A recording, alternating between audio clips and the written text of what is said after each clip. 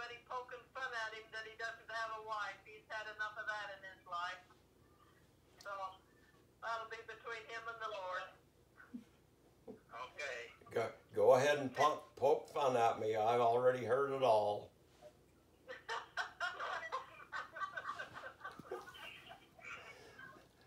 So which is the most fun? Which is the most fun? Have all the pokes, which was the most fun? Oh, they're all good. They're all good. Okay, well, Jim, let's turn it over to you and let you go ahead and tell about your memories. Okay. First of all, I want to say how much I've appreciated hearing all of your stories and how you got together, and I think it's been very good and very enlightening and inspiring and very good, and I don't think I need to say much about in Marion. I think most of you remember what it was like. I have a lot of great memories in Marion, and when we moved to Lava, I was really excited to come to Lava, and I've loved it in Lava ever since. I still love it. Instead of watching the fireworks, I was hauling hay, and I thought that one thing that I'd like to tell you maybe is a few experiences on my mission. I think I had some incredible experiences on my mission. I was called to the Northern States Mission. That is one of the 4 regional missions in the church. And the mission president says, do you want to go to a big city or a small one? And being from the country, I said a small one. He says, well, I feel inspired to put you in a big one. So he put me in Springfield, which is the capital of Illinois. And I was there for over a year. And I got to know the city so well that I think you could have given me an address anywhere in that city and I could have driven to it. I've tracked a good share of the city. We had a map in our apartment, and anything that we tracked we would mark in red, and I really got to know the city. Went to a zone conference one time, and I just met the assistant to the president, and he said, how you doing? And I said, good, and we talked a little bit, and I said, well, I think maybe the president has forgot that I'm in Springfield. He doesn't know it. It's kind of unusual to spend over a year in your first city. And he says, oh no, he knows where you are. And he says, the reason you're there because you're doing such a good job. But one of the first baptisms that I had in Springfield is a family of 6.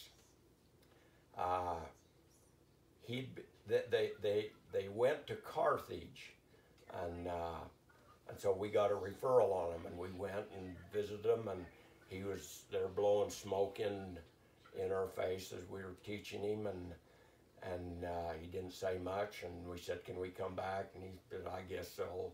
So we came back, and every time he got a little more interested and started engaging with us and asking us questions, and we baptized the whole family.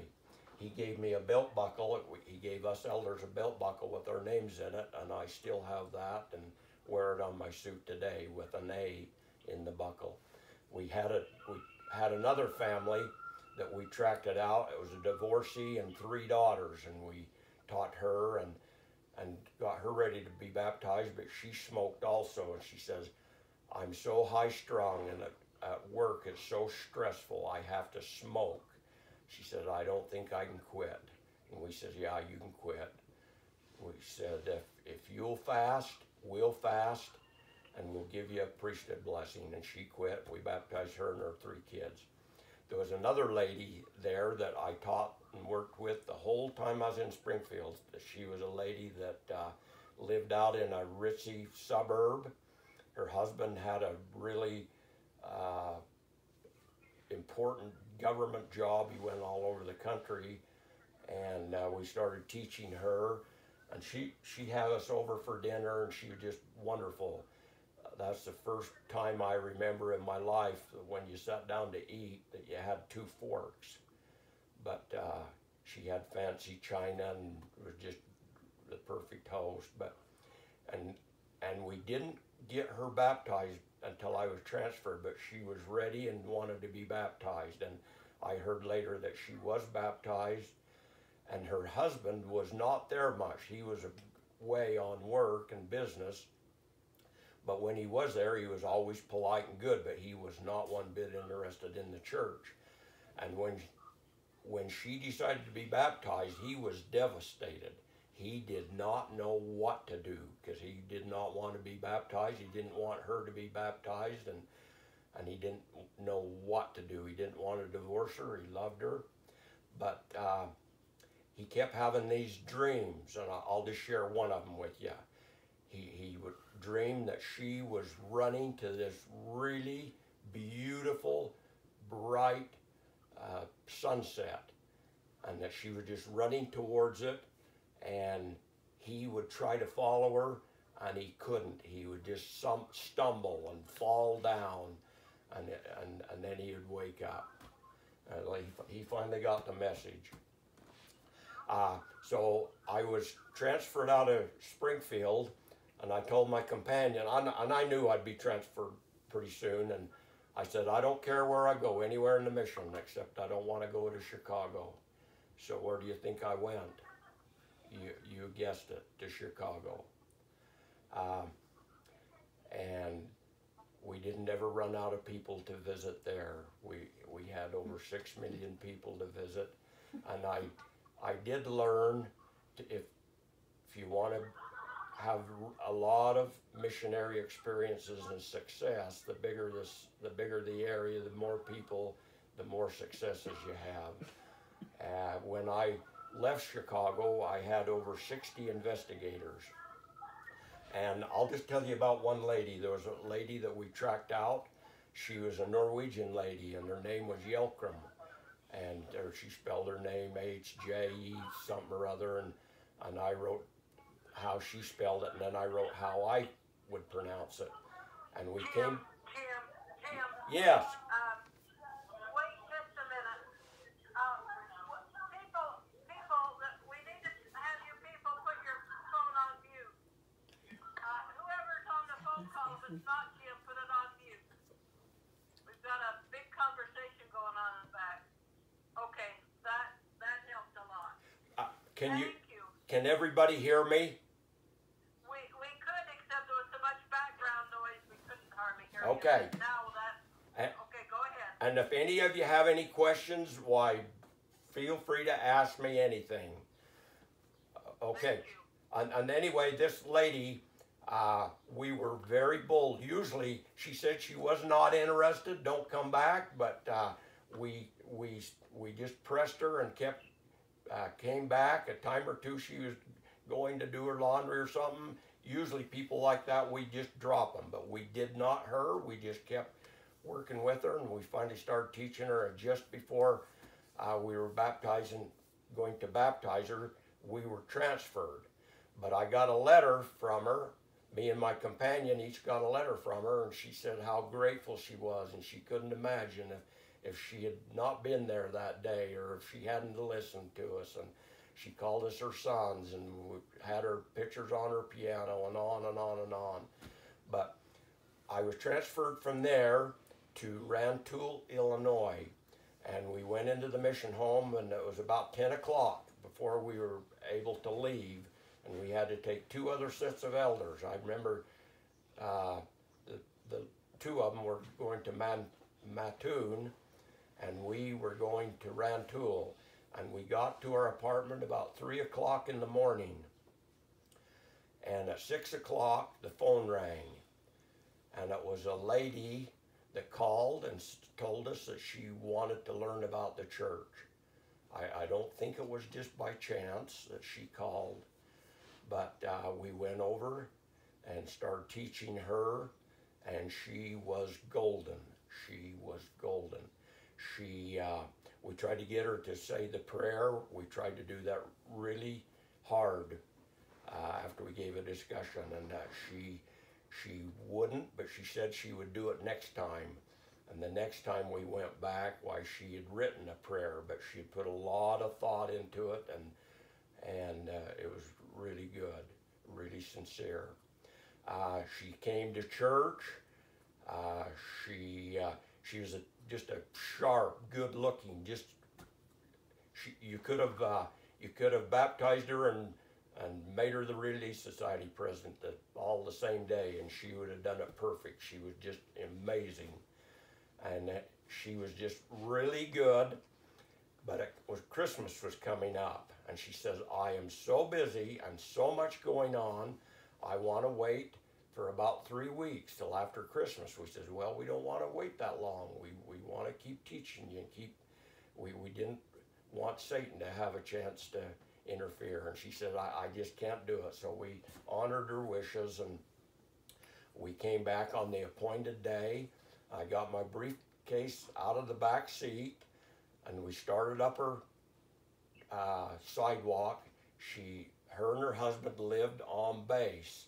He was an officer in the Air Force. This was the biggest training base in the world, the Chanute Air Force Base. We had to go through checkpoints to get on the base, but they lived in the housing because he was a high-ranking officer. And as we started going up the sidewalk, I said to my companion, "We're going to get tubed." And we went and knocked on the door, and as soon as she come to the door, I could tell that just her countenance that she was going to reject us. And we asked her why, and she says the scripture kept coming to her mind, "A house divided against itself cannot stand."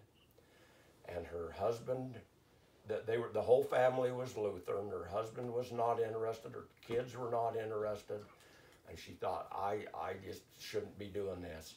And plus her minister showed up that she hadn't seen in 2 years, her Lutheran minister, and patched everything out. She didn't want to see us anymore. And we finally convinced her that we had a little film strip we'd like to show her. She did not want to see it, but she finally consented, and we showed that to her. While we were showing that, I was thinking, now what am I going to say? I'll probably never see this woman again. I want to know that I say what I can. So as soon as the film strip was over, we bore our testimonies and left. And one other thing, while we were teaching her, we didn't even teach her all the time in her home. There was another Air Force officer, and his wife was a member. And so we started teaching in her home, and she was not active. But she starting to believe the church and was really interested, so we were doing really good. And the lady that we're teaching, to show you what kind of a person she was, when we taught the first discussion, she says, "You don't believe in drinking coffee, do you?" And we said, "No." She says, "Why?" And we said, "Well, we'll explain it to you. We've got a discussion that we talk about that, and we'll explain it to you in detail so that you understand it." She said, "Okay." But she quit drinking coffee just because we told her we didn't drink it. That's the kind of a person she was. So after I came home from my mission, a year or two later, I got a letter from her. And she said, "I just could not get out of my mind that you said you knew the church was true." She said, "I just could not get that off my mind." She said, "I had to go back and investigate it again." And she said, "I want you to know I am now a member of your church." So I thought that was quite a special experience. So we were in Rantoul for 4 or 5 months. I was made a district leader, and then I was going to be transferred to northern Michigan to be the zone leader over Zone 1, and that took in all the upper peninsula of Michigan and about half of Wisconsin. But I had 2 weeks until the zone leader went home, and so the president just had me go into Chicago and live with another set of elders. And so we were there for 2 weeks. We did not have a car, and the first Sunday that we were there, we had 7 investigators to church, and all the other elders that were in Chicago, they didn't have any investigators at church. And so the ward mission leader and everybody, they thought, well, he's going to be made the new zone leader of this zone. But we tracked it out a lady. Me and my companion, we didn't have anything to do but tracked, so we did that all day. And then we started teaching the people that we tracked it out. But we tracked it out, this lady, that she said that she liked to read. And when she was a girl, she found a copy of the Book of Mormon in a trash can. And she said that she read it, and she'd been waiting her whole life for somebody to come and tell her about it. And so we were the ones to come to tell her about it. And my companion, he'd been out 3 or 4 months, but he didn't know his discussions and hadn't been doing anything. And he said, Elder Andrus, he said, I need to talk to you. I said, fire away, I'm listening. He said, no, I need some time. When we got quite a bit of time, I want to talk to you. I said, okay. But anyway, I would have him learn a little bit of each discussion that we taught and have him give it. And we started teaching her the discussions. Of course, we were only there 2 weeks, so we did not finish. But after I was transferred, I knew another elder. I think I met him at a zone conference, and he said that he had baptized that whole family. So from there, I was transferred to northern Michigan. And on the way, I said to my companion, I says, okay, we've got plenty of time. We'd be driving clear through Illinois and all through Wisconsin and clear to the other end of Michigan, right up on Lake Superior. And he says, I don't need to talk to you now. He says, I was really, really discouraged. We weren't doing anything. He said, I wanted to go home. But he said, I don't feel that way now, so I'm good. So he didn't have to talk to me. But we lived in Calumet, Michigan. You could go above our apartment a little ways, and you could look to the right or the left and see Lake Superior. If you'll see a map, you'll see a little neck of land that goes up. Well, I lived up on that. And I was there in March when we went there, and I finished my mission there. But there was so much snow. I have never seen so much snow. They didn't use snow plows like we do. They couldn't push it. They had to have rotary snow plows, and people from their steps, they'd have high sawhorses and put planks on them because they couldn't shovel 12 feet of snow off their sidewalk. And that's how they'd get out to their car. And when the snow plow would come around, they'd have to move all the cars, and then they'd plow it, and then they could put their car back. But I came home in June, and the snow had just barely melted. And everybody there, they would get around on snowmobiles or skis or snowshoes. There were quite a few people there from Finland, and quite a few Indians.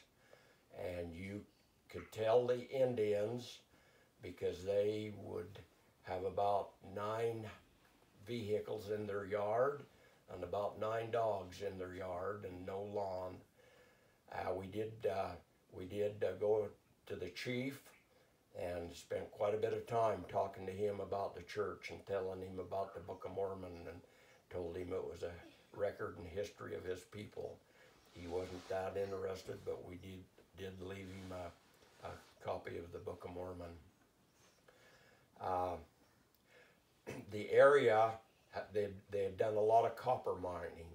There were just little places out where they'd mine copper. Copper was very, close to the surface, and they're just little places where they'd mine copper. There was just little kind of, they were kind of like a few houses maybe, or kind of a little ghost town, but like Hell Location, Wolverine Place, and just places like that. There was a couple of little towns farther up farther north. There was Copper Harbor and Eagle River, and it's kind of interesting. We actually, when spring came, we actually saw bears going across the road, but they get, on an average, they get over 12 feet of snow in the winter. But that's where I finished my mission.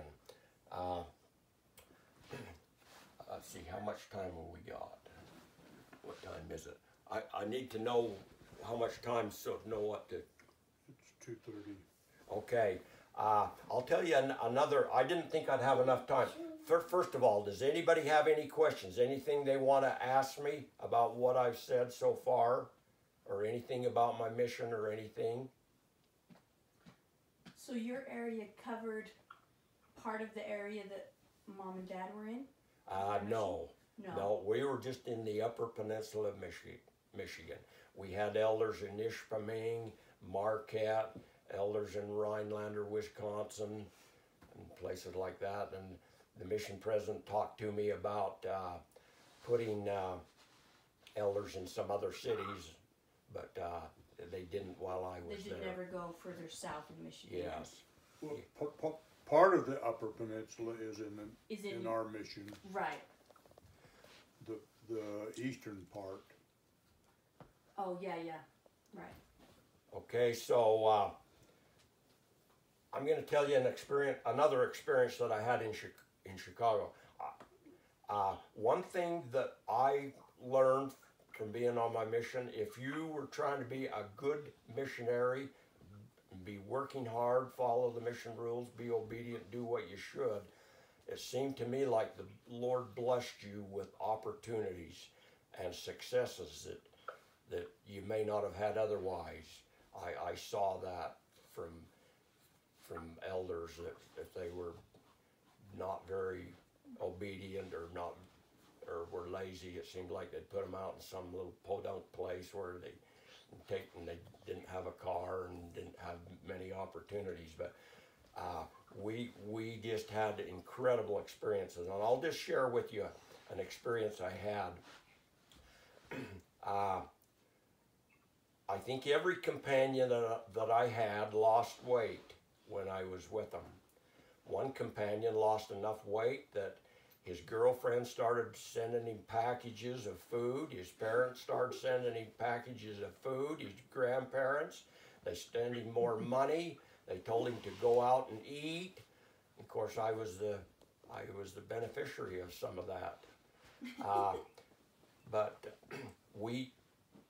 I only had one senior companion, and then I was made a senior companion and given a brand new greenie, and I was with him for 8 months, and then I was given another brand new greenie, and then I was given this elder that wanted to go home. He'd been out 3 or 4 months, and I finished my mission. So I only had 4 companions.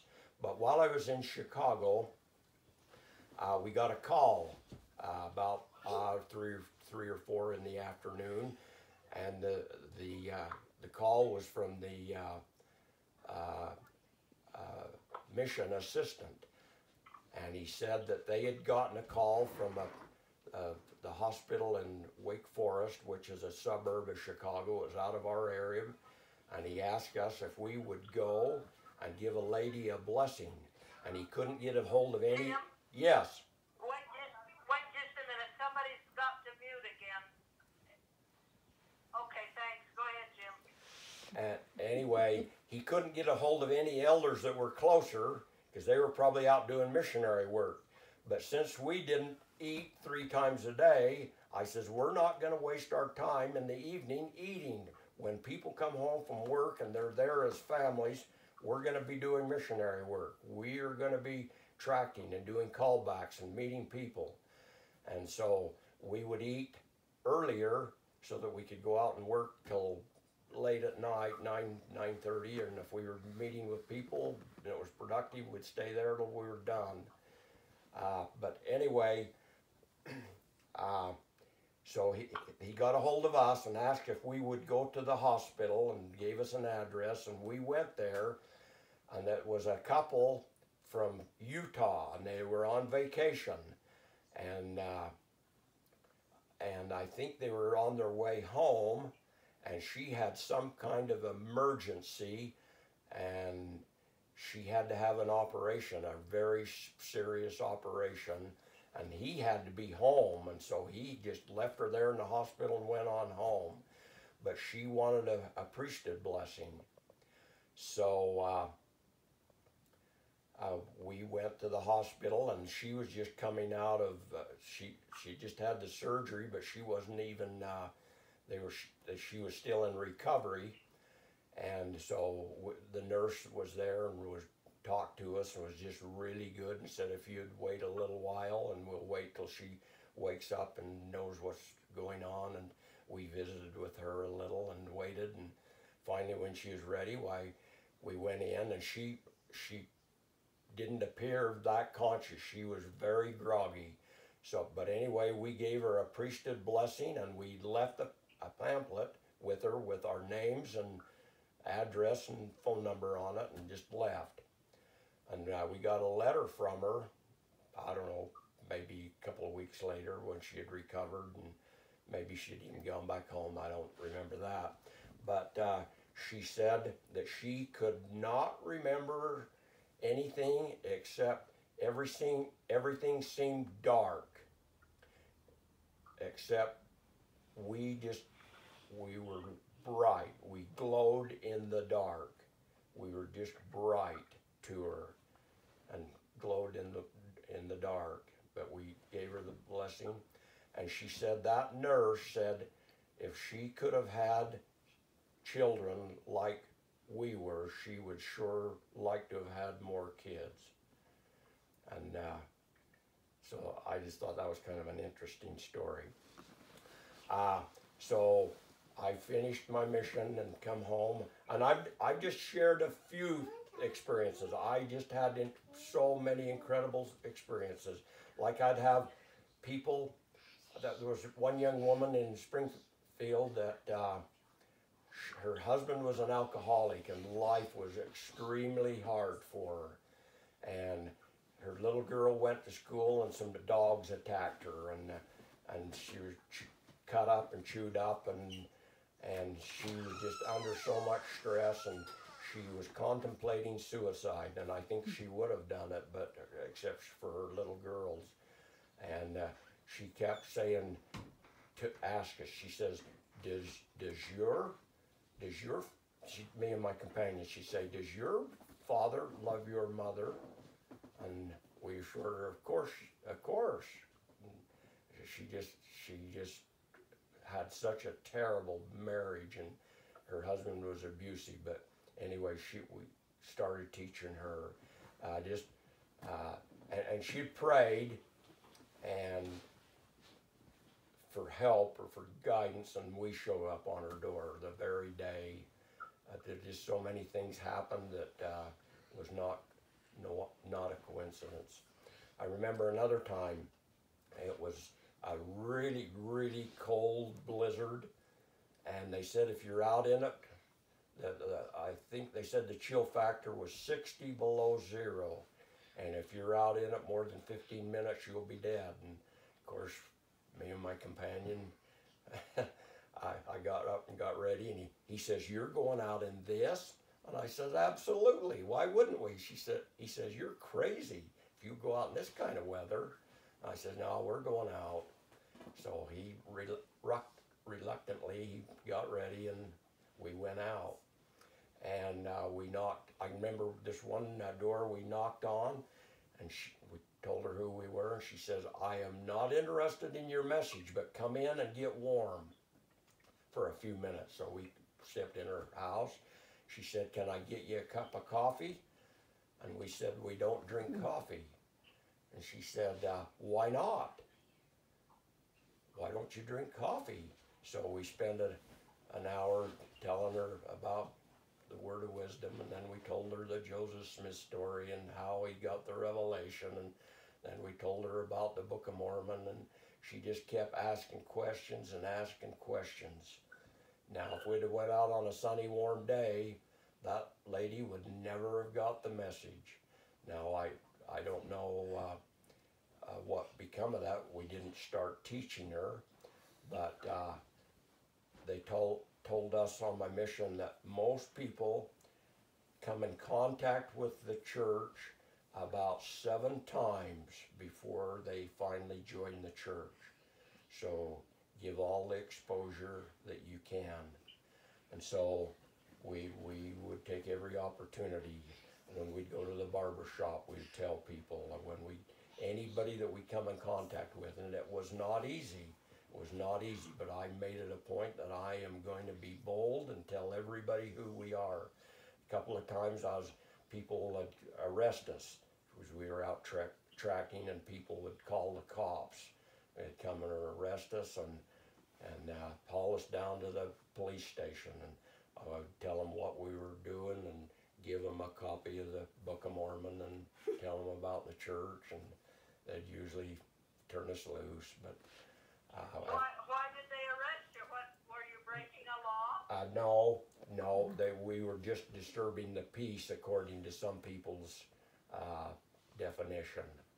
If in Chicago, you had to be really careful, because if people did not want to be bothered, you tell them who you are, and if they're not interested, you just say thank you and goodbye and go to the next door, or they will call the cops. Did they put handcuffs on you? No, they just hauled us in the police car and put us back in the back seat and took us down to the headquarters and interrogated us, and I don't know if they've had us fill out any papers or anything, but they took us back and let us go. And one thing that I noticed in Chicago, nearly all the police cars had 2 cops in it. In 1968, they'd had the Democratic Convention in Chicago, and they had riots there, and they serious riots, and there was a lot of buildings burned and a lot of looting and mob action, and I've been by and seen all those buildings all burned out, and our mission president says that if there's any riots going on, you stay away. He says, I feel inspired to tell you that it will not be good. You could even lose your lives, so stay away from them. So while I was there was a riot went on, and we didn't even go near it. We just went in a different direction and did missionary work that way. Let's see, I can't remember what I was telling you, but I had some incredible experiences on my mission, and I sure it was not easy. It was a hard mission. We really worked hard. We didn't have a diversion day. We had 3 hours on Monday to do our laundry, to do our shopping, to wash our car, anything that needed to be done. And if we had any clothes or anything other than our suits, we were supposed to send them home.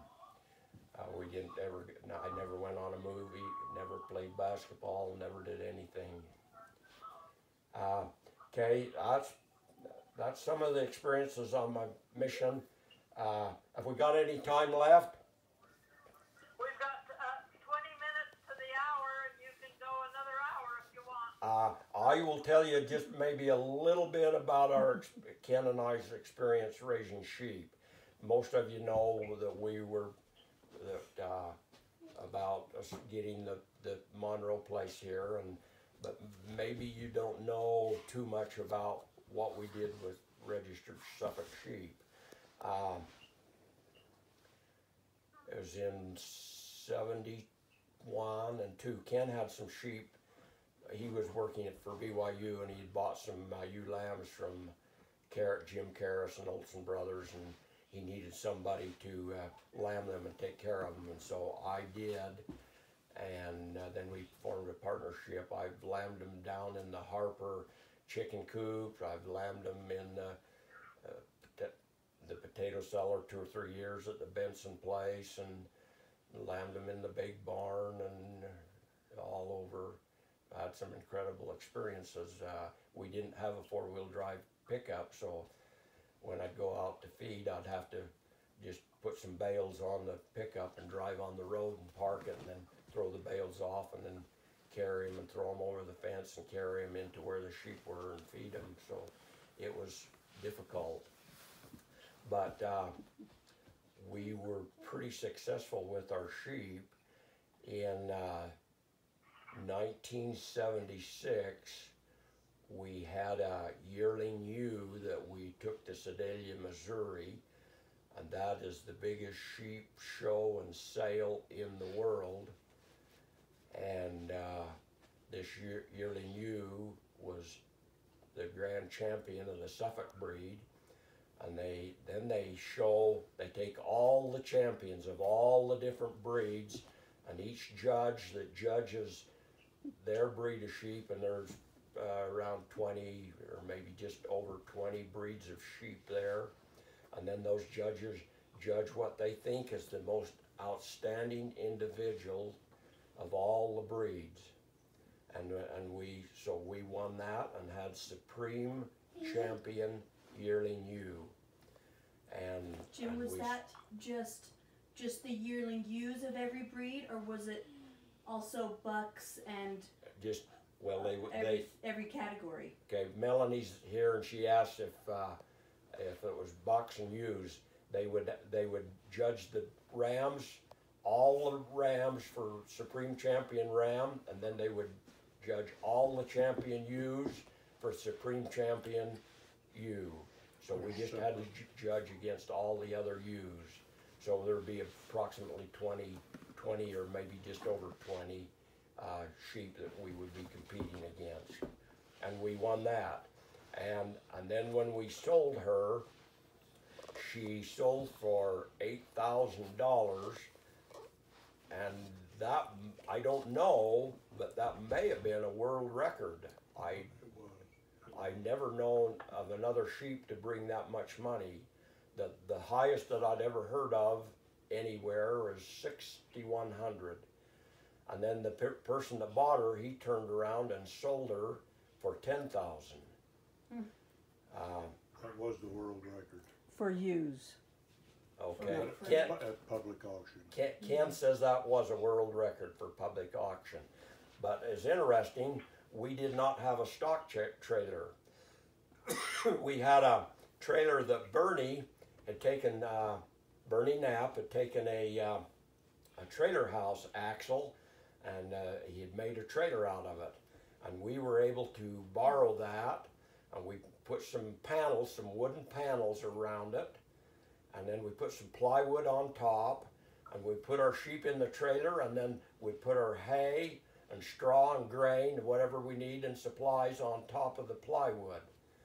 And so this is just a rickety old trailer house trailer, and then if we had enough weight on it, why it would get bubbles as we'd be going back to Sedalia or Louisville. We used it for both.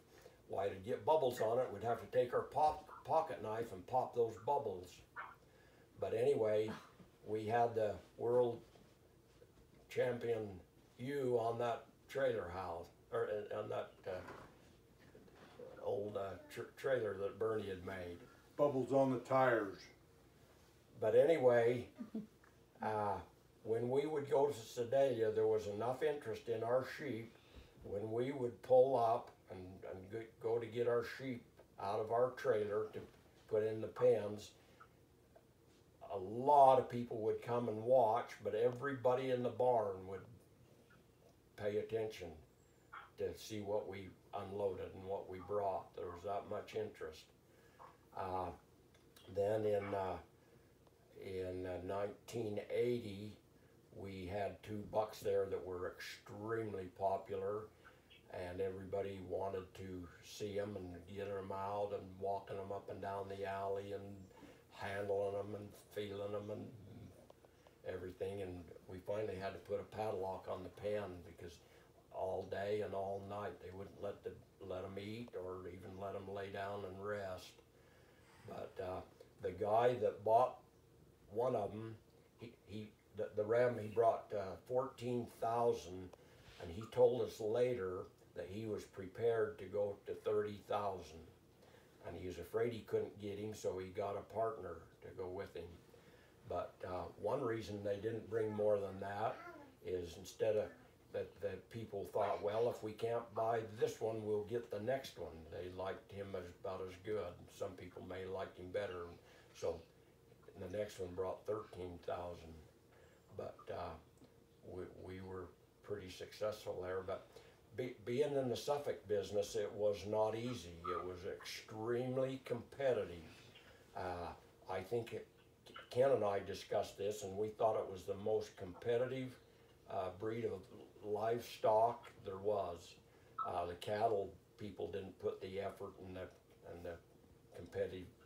They weren't as competitive as Suffolk sheep were. I remember getting on an airplane and flying to Ohio and flying to Illinois and flying to Texas just to look at lambs, look at stud prospects. And every year we would go to Louisville to the National Suffolk Show and to know where the good prospects were. We had to know what was going on. Anybody in the breed, we knew what kind of sheep they had and how good they were. Anybody that was anybody, we knew them, and we had people all the time asking our opinion about such and such a sheep and their breeding program and everything. But our main market was range rams. We would raise a lot of bucks and grow them out for range rams and sell them to the commercial sheep men that would have bands of sheep, and they would use a Suffolk ram on their Rambouillet or Columbia or Targhee ewes to get a fast-growing market lamb. And so that was our main market. But we went to ram sales all over Craig, Colorado, Spanish Fork, Utah, Idaho ram sale in Filer, Idaho Falls, Blackfoot.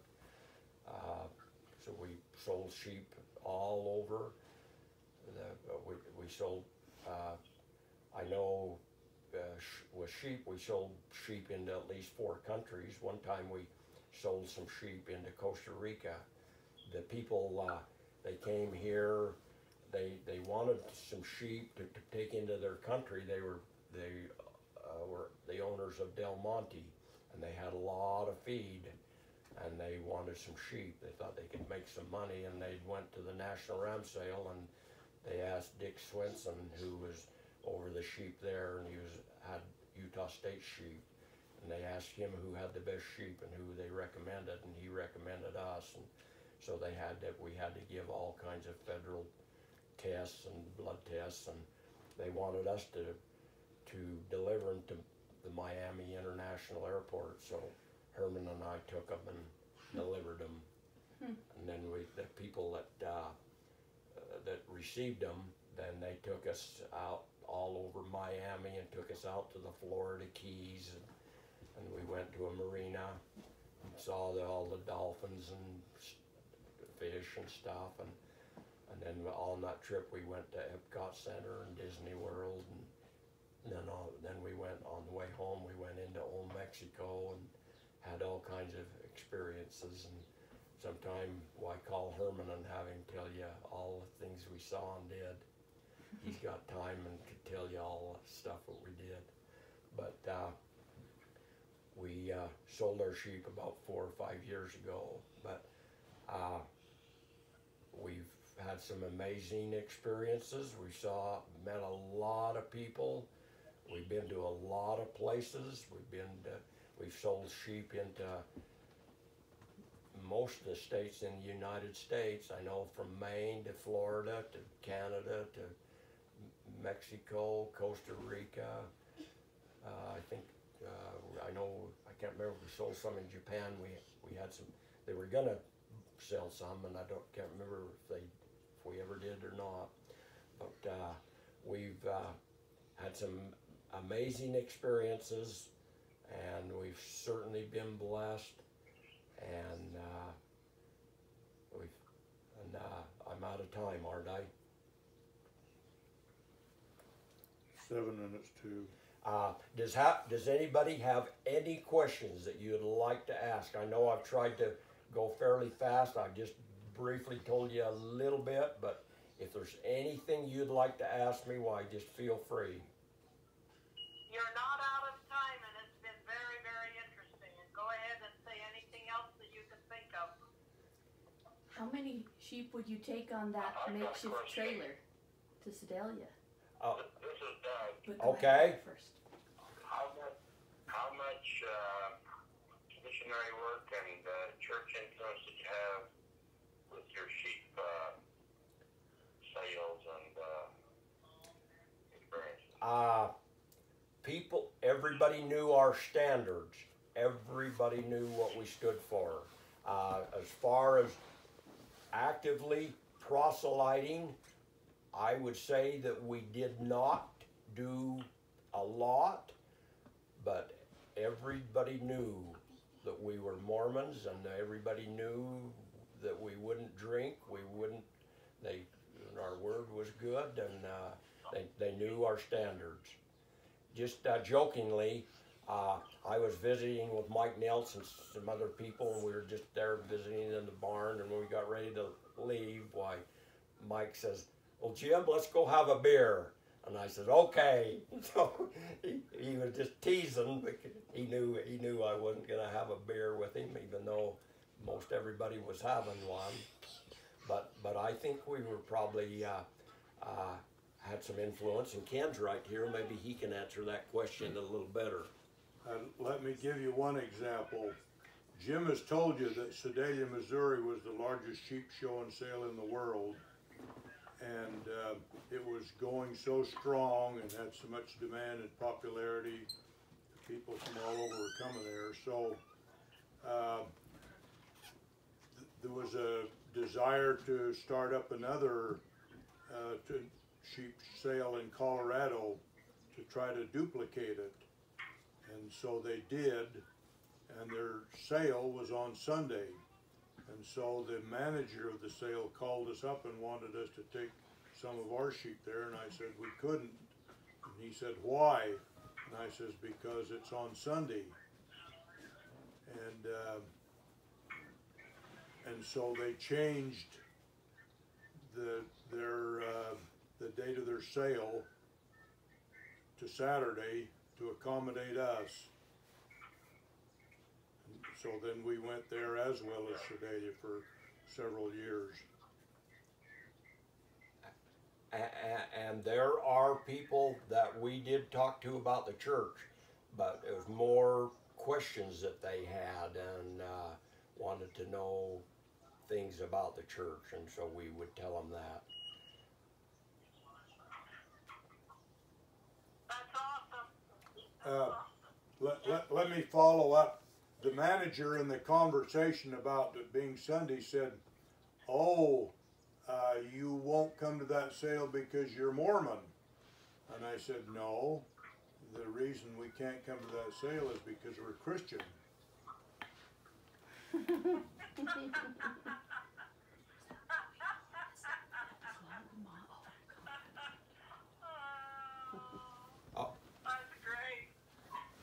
Okay, does anybody else have any questions that they would like to ask?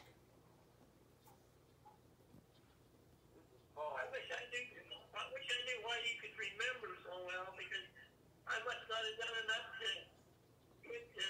be worth remembering. Well, I sure haven't written it down in a journal, I'll tell you. Okay, Paul has a question. Okay. Paul has a question. So Jimmy said that your companions lost weight. Does that mean you only just let them eat meat, or that you're not a very good cook, or? Well, that is a good question, Wooly, and I'm not a very good cook, but neither were my companions.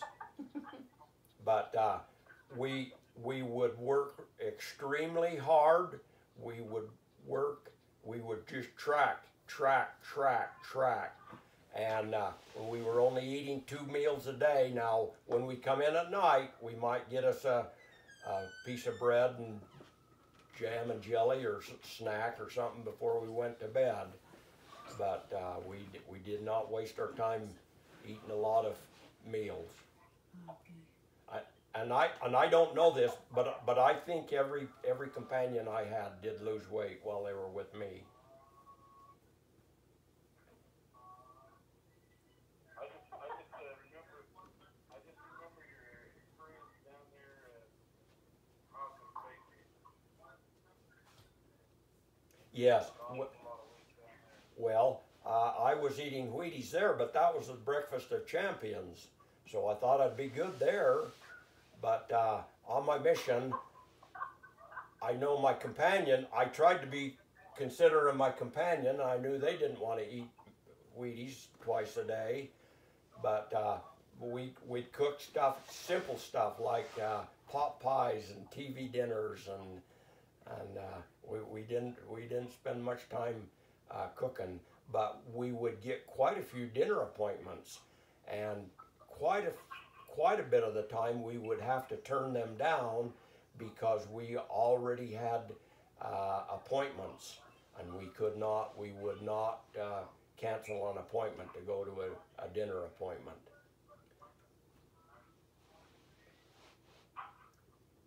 That sounds great.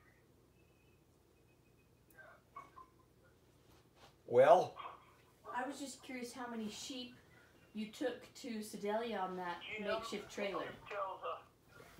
Are people's hearts harder today than they were 10 and 15 and 20 years ago? Is missionary work harder to get into people's homes than their hearts now?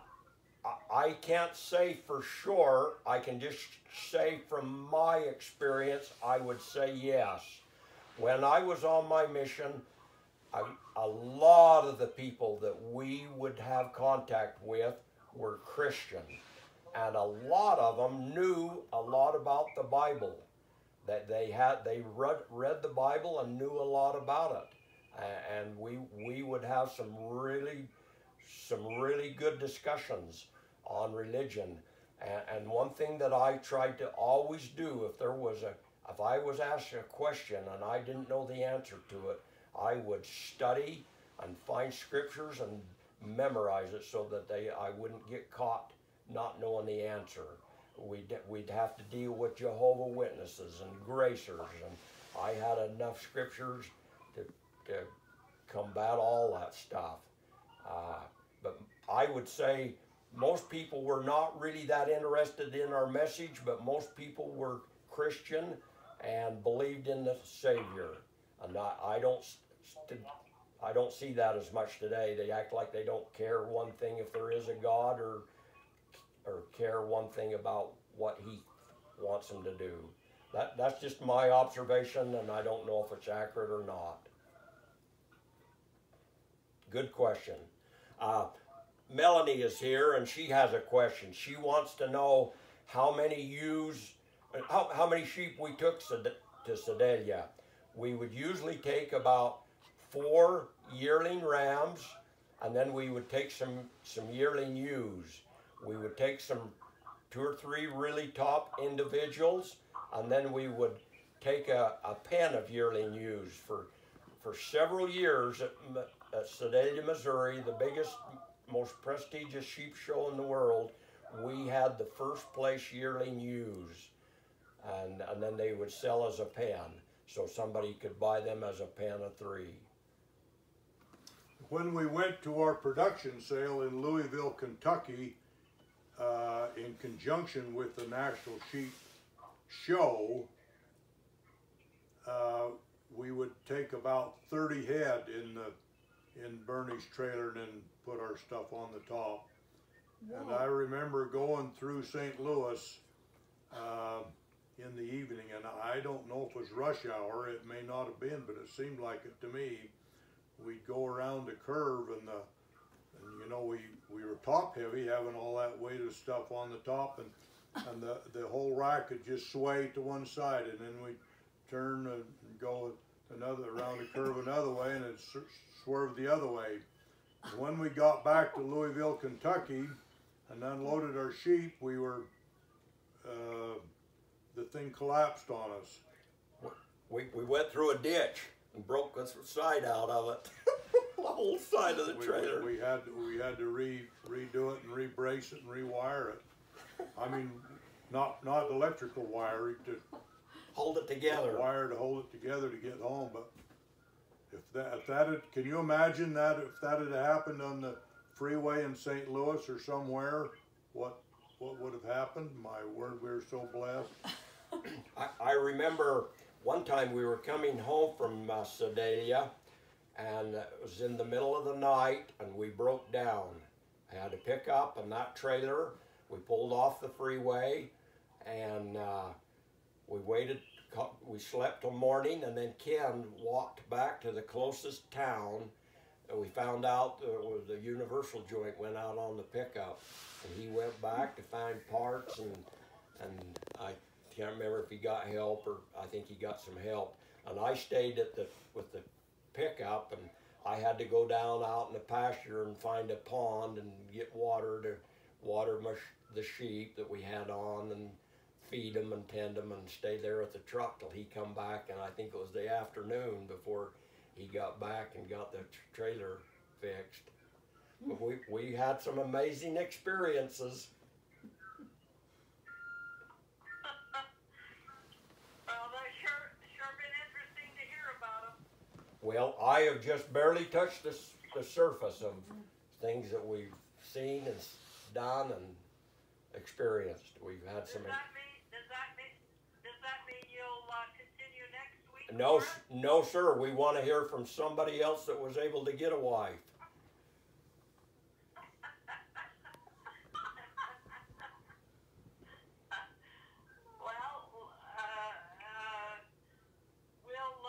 We'll give you a break then if we can get anybody to volunteer for next week.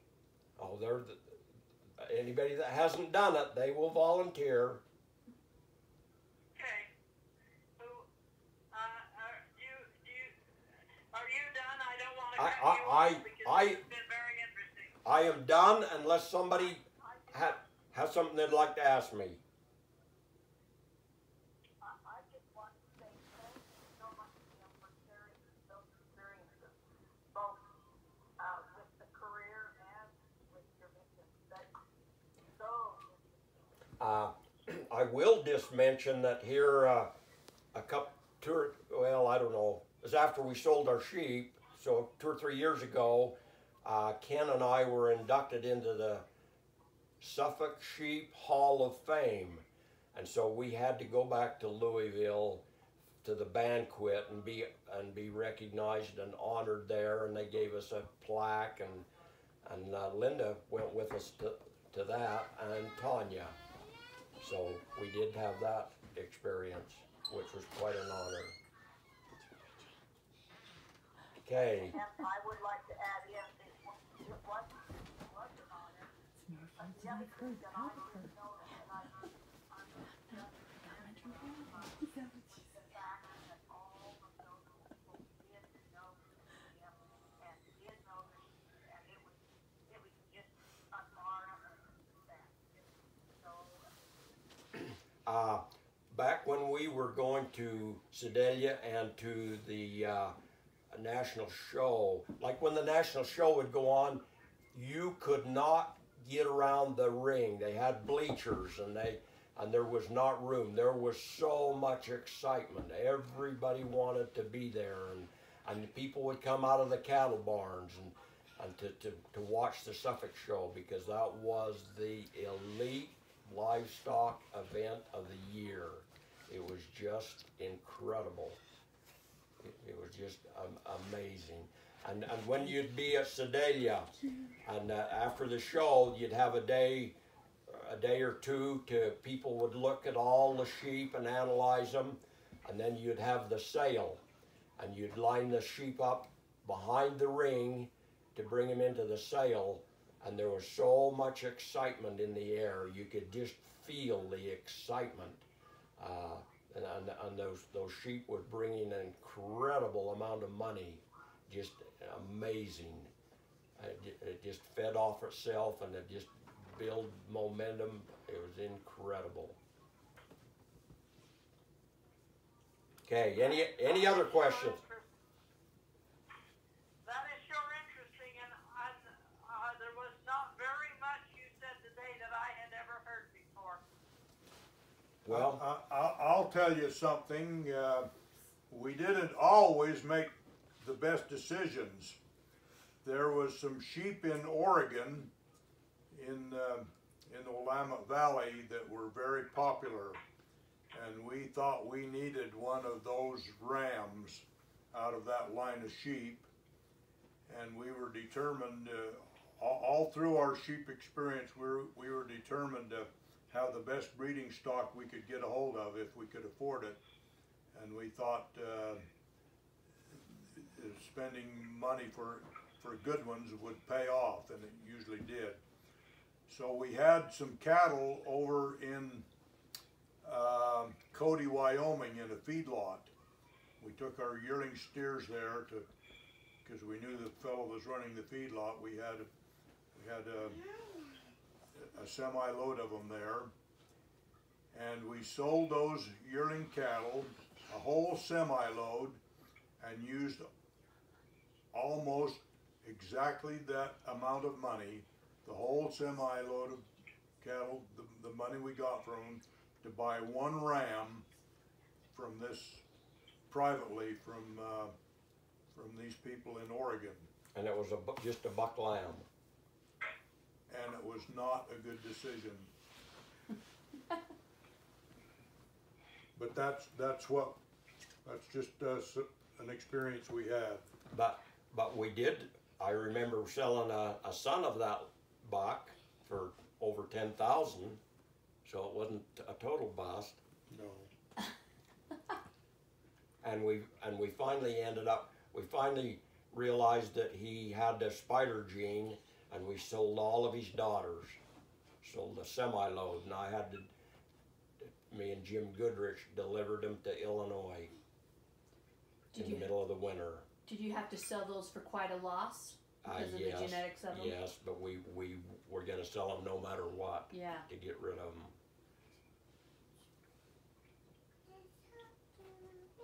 Okay. So tell us the story about you and Ken planting in the upper field and Ken driving off the cliff in the truck. Well, all of the place we were trying to plant it. A lot of it was just growing weeds or hadn't been growing anything, and up on the summer fallow, we planted that all to grass. We got a pasture mix, and I don't know if you know, just to the south of the summer fallow, there's a field, and there's some quaking, some aspen.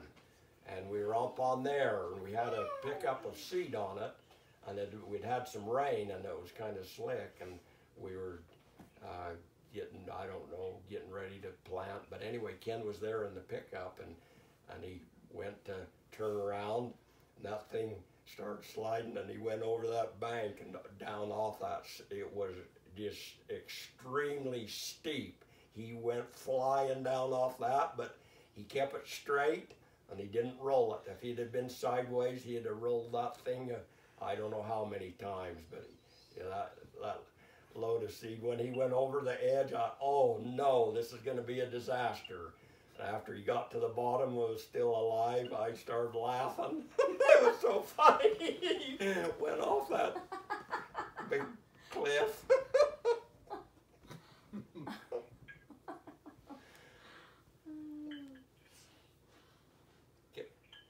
Okay. What? I don't think so. It was in bags, and I don't think he lost a thing. No. It was bouncing. It was bouncing, and he just went flying off there. But I don't think it hurt a thing. It would have been a disaster if he had been a little bit sideways.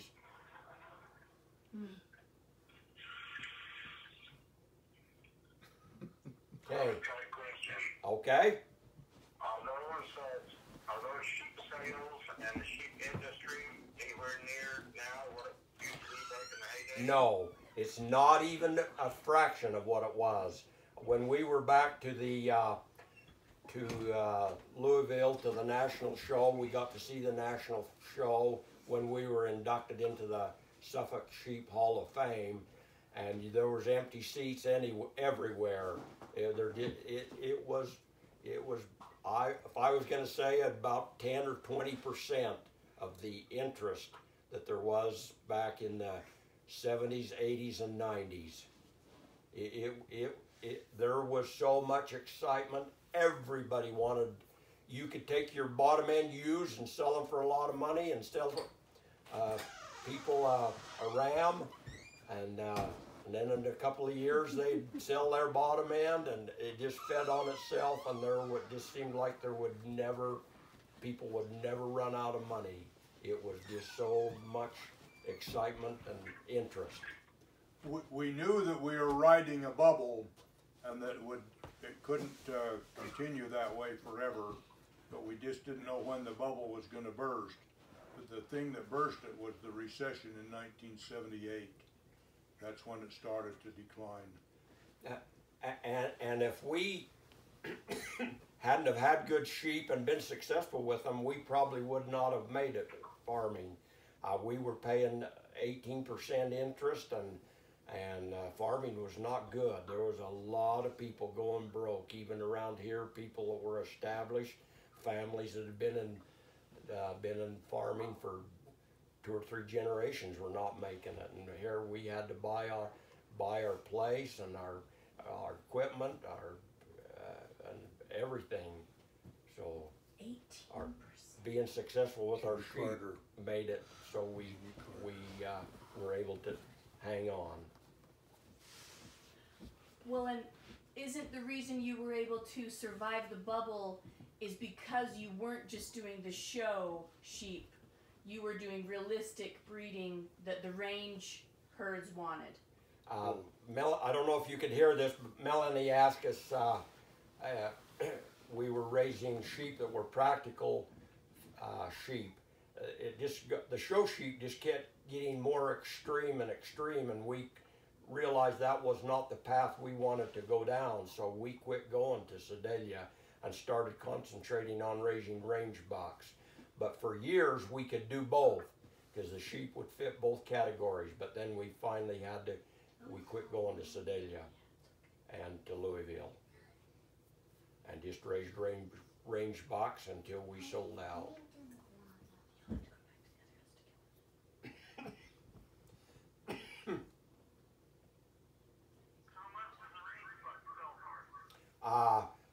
Well, when we started out, we started going to Filer, and I remember my goal was to sell a $300 range buck, and we sold them for about half that. But it got to where we would top the Idaho Ram sale about every year. I'd go to Craig, Colorado, and we'd top that. They'd have a banquet, and they'd give the person that had sold 10 or more bucks a plaque, and I won that for several years. With the highest average. The high selling average at the sale, and so we've sold a lot of range bucks for $1,000 in sales, but private treaty we would usually sell them for about 500, 600, maybe 700 for our top ones that would sell for private treaty. But at sales, we would take really good bucks. We'd take 40 head to the Idaho Ram sale, and they would sell really good, and they would sell good at the other sales we'd go to.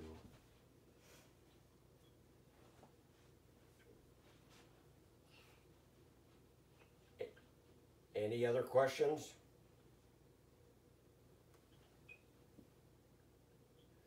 Well, earlier Ben wanted to know what spider was.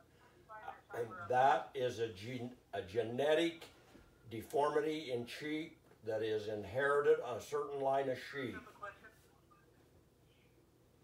And what does it do? Like, And the sheep, they don't live to maturity very often, and they're very extreme, long-legged, and they usually end up dying, and their legs are crooked and go all over. And this buck that we paid $30,000 for had that gene in his, so we sold him. Well, we didn't. We sold all of his offspring. The word spider comes from their legs going all crooked and different directions, and they also had they developed a deformed mouth. They looked like a pug-nosed dog in their face. that would develop later, or just their offspring would No, be born that way? later. Later in life. Later. The reason it was such a problem is you had to have it on both sides of the pedigree before you would get a spider. So you could use a spider buck on your clean ewes and you would never see a problem. But then the offspring would be a carrier. Yeah. So when we realized what was going on, why we got rid of all of them.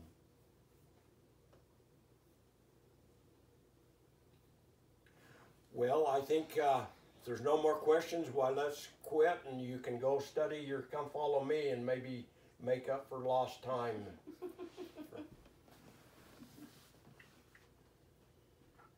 got another question. Okay. How honest were the people you sold sheep to? How Mostly as honest as you were, or? most of them, I would say no. There was every kind of trick pulled in the Suffolk sheep business that you could imagine. We would never sell lambs or show lambs because they were all overaged. They were not honest about the ages of them, and they would do all kinds of things. If they would have the sheep that were off in the mouth at night, they would come in and put elastics around their teeth to pull their teeth back in the place so they could get them in the sale. There were more tricks and more stuff going on. A real prominent sheep man told us that there will never be any sheep men in heaven.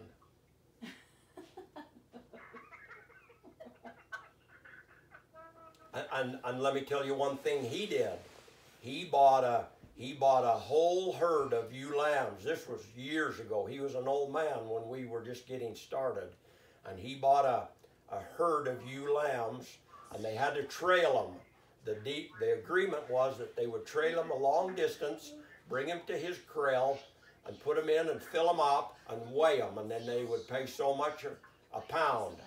Well, he thought he really cut a fat hog.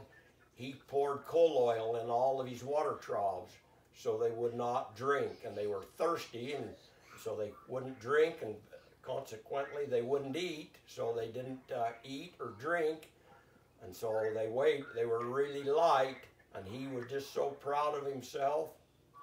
That's the kind of mentality that you had to deal with in the sheep business. Good question, Greet. I would say most of the people that we were around, I would say, were not very honest. They would lie on paper, on their registration papers.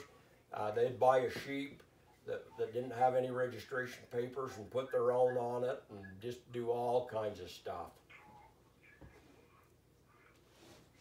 Lie about the ages and anything else they could get away with. But I think the people in the sheep business were not as crooked as the people in the cattle business.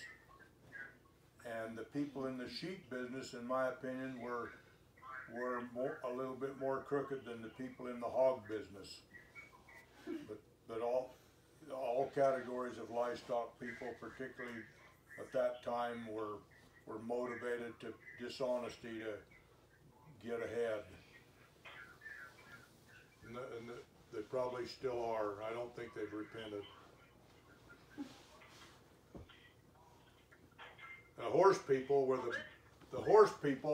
were the cockiest, hardest people to get along with. They They were conceited and cocky and unrealistic. They just lived in a fantasy world. Oh, okay. Anything else? Yes, you said that some sheep man told you he didn't think there'd be any sheep men in heaven. Now this is a little bit different. But somebody told Edith that there wouldn't be any doctors in heaven. And she said, what? But the person telling him that we wouldn't have any sickness, but Edith was afraid they were saying they were honest. Well, I think that would be quite a bit of it. I think they charge so much that they'd have a hard time getting there.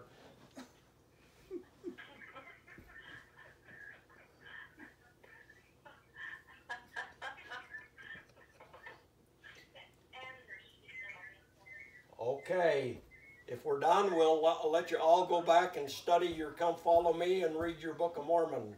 See if you can counteract all. How do you know we haven't been doing that for 8 hours already? Well, maybe you'll need to do it to counteract what all this baloney you've just heard. Maybe not. Well, Jim, certainly thank you. Thank you very, very much. You're welcome. It's been very interesting. Do we have anybody that'll volunteer to give us their story next Sunday?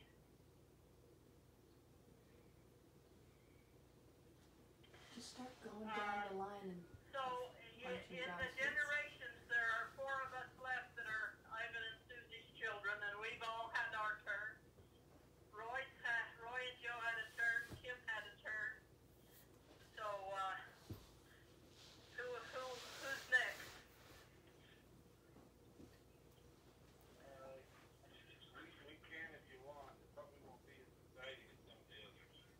Are you Paul? This is Paul.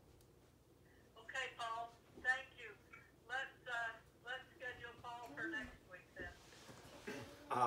I think we have an incredible family, and when I went with my parents to the Big Andrus reunion in Yukon when I was a kid, they said that reunion that there's been more missionaries go out from our family than any other family in the church. I thought that was interesting. Here's an interesting thing. Lisa told me this yesterday. She said that Nanette South said to her about 5, 6 years ago. She said, Lisa, I don't want to sound prideful or braggy, but do you know that our families are more intelligent than most people?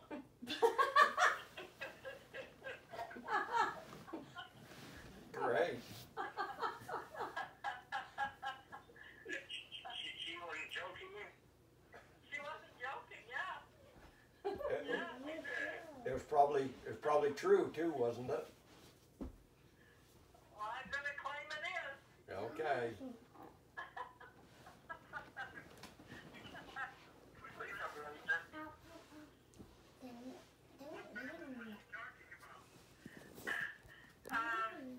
Lisa's family and her family, which would have been South and Knapp's and Anderson. Well, I think all 3 were included. What? All 3 of those families were included. Oh, I think so, yeah. Joseph, what? I think Ivan's view is more true. You have to say something about us. Just be grateful we're no worse than we are.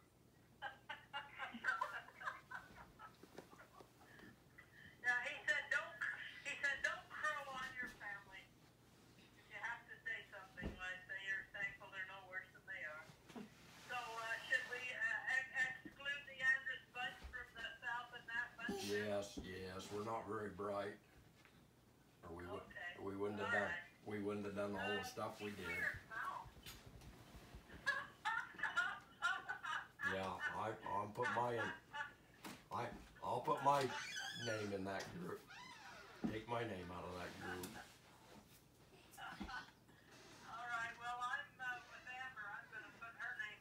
Yes, well, you should. Well,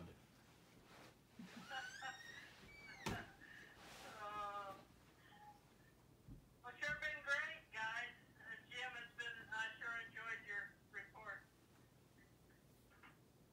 Before we sign off, I want to hear a report on Ken and Cole's mission status. Report on what? Your mission status.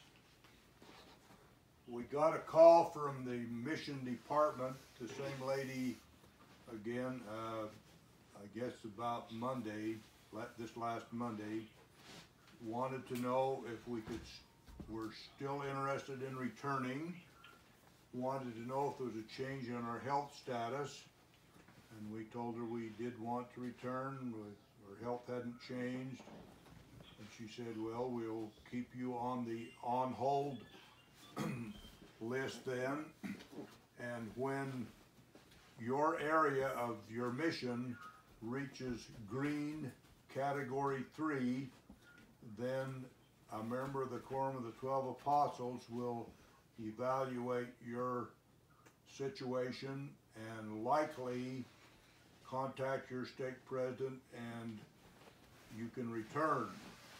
She said, now, if that happens, and we expect it will, how much time do you need to prepare to go back? 2 days, 2 weeks, or 2 months? And I said 2 days. But Colleen was listening and she wasn't so sure, but that's our status.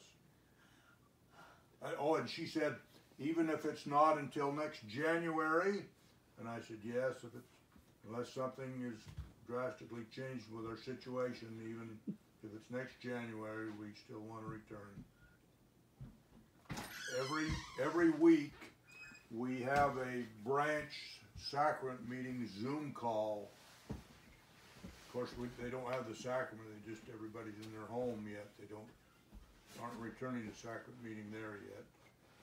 So that's our status.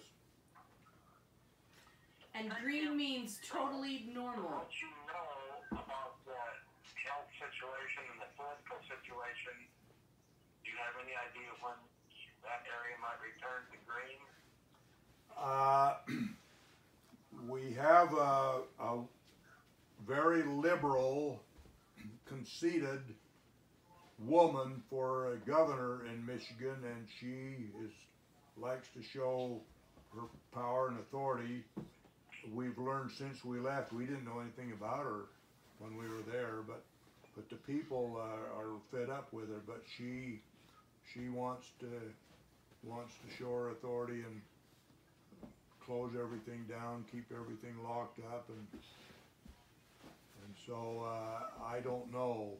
Detroit had been one of the hotbeds, but rural Michigan was not much of a problem, but because of the governor, things are still pretty much locked down.